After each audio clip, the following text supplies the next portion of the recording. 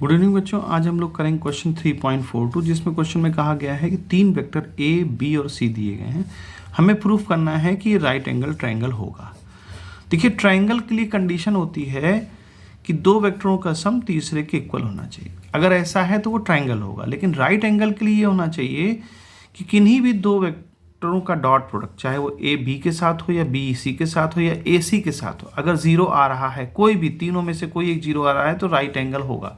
क्योंकि देखिए, right angle के लिए क्या होना चाहिए, दो वेक्टरों का डॉट प्रोडक्ट जीरो होना चाहिए।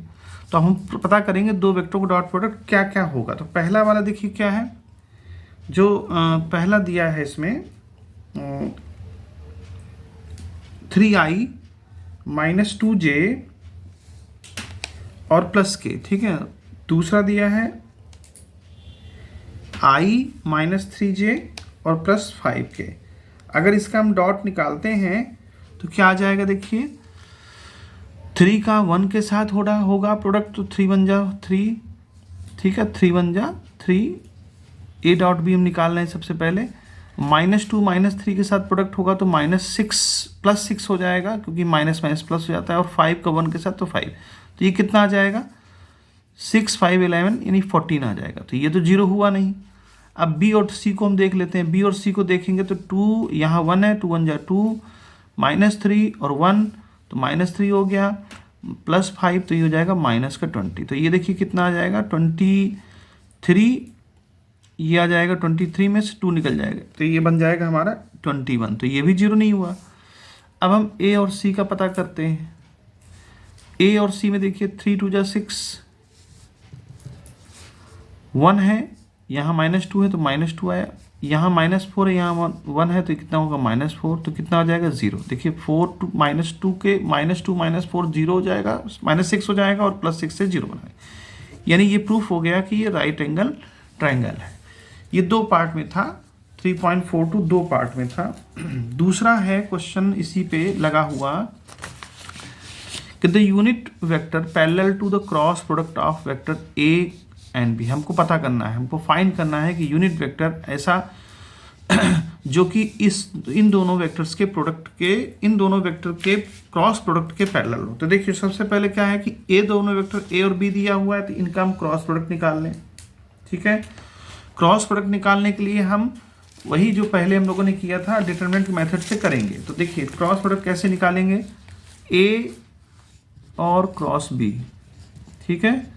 यहाँ पर हम देखेंगे i j और k का डिटरमिनेंट।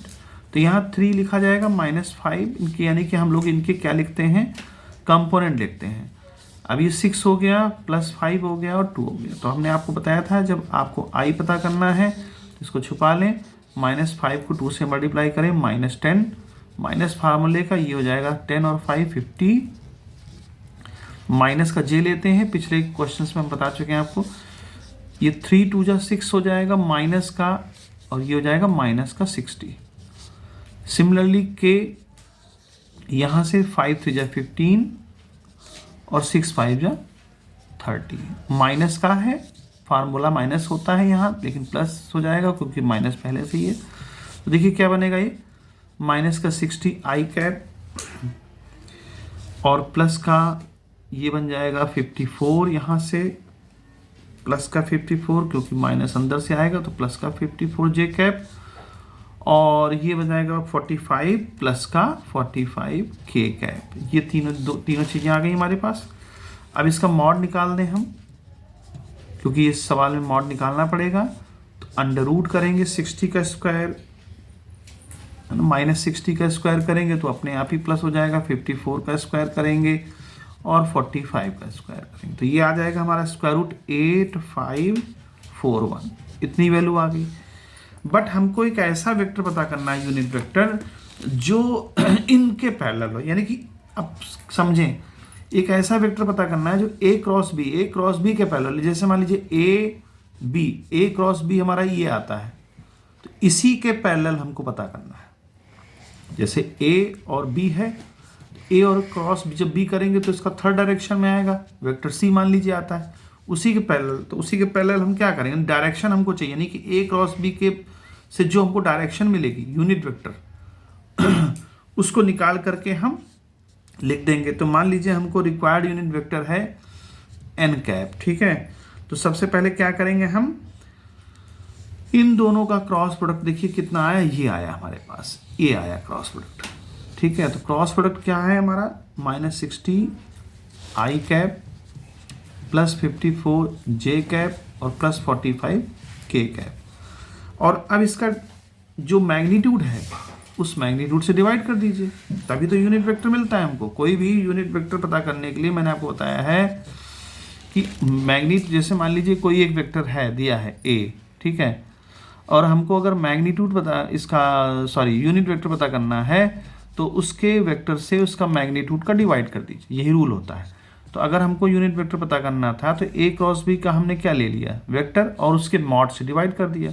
ये देखिए ए, अब चूंकि यहाँ ए तो है नहीं, ए क्रॉस बी का लेना था ना, तो ए क्रॉस बी का हमने क्या ले लिया, वेक्टर, और उसका मॉड से डिवाइड कर दिया, तो यूनिट वेक्टर मिल जाएगा।